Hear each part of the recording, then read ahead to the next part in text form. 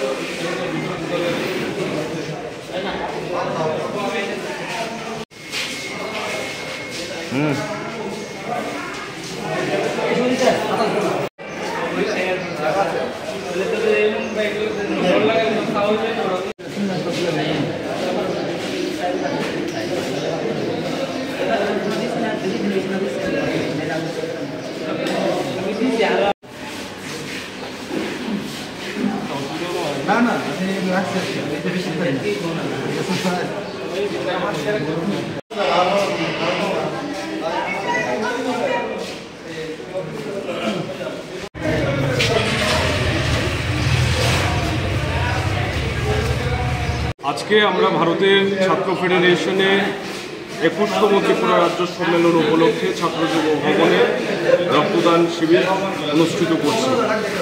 আমাদের সংগঠন তার 21তম রাজ্য সম্মেলন আগামী 30 এবং 31 মে কৈলাসহরে অনুষ্ঠিত করবে। এই সম্মেলনের মধ্য দিয়ে আমরা আমাদের সংগঠনকে আরও ব্যক্ত করার জন্য এবং বর্তমান সময়ে শিক্ষাক্ষেত্রে সামগ্রিকভাবে আমাদের দেশ এবং রাজ্যের রাজনৈতিক পরিস্থিতি নিয়ে আলোচনা করব। আমাদের সংগঠনকে আরও প্রধান করার প্রশ্নে আমরা কিভাবে ভূমিকা পালন করতে পারি, কিভাবে স্কুলে কলেজে বিশ্ববিদ্যালয়ের ক্যাম্পাসে নতুনভাবে সংগঠনকে ছড়িয়ে দিতে পারি, তার জন্য পরিকল্পনা নেওয়া হবে। এই সম্মেলনের বার্তা দিয়েই আমরা প্রতিনিয়তই রক্তদান করে চলছি। আমাদের কমরেডরা বিভিন্ন হাসপাতালে রক্ত দিতে হচ্ছে, তার মধ্যেও আমরা মনে করেছি যে এই রক্তদান শিবির আমাদের সংগঠনের রাজ্য সম্মেলন উপলক্ষে করা অত্যন্ত জরুরি এবং তার জন্যই আজকে জরুরি ভিত্তিতে রক্তদান শিবিরে সংগঠিত হচ্ছে।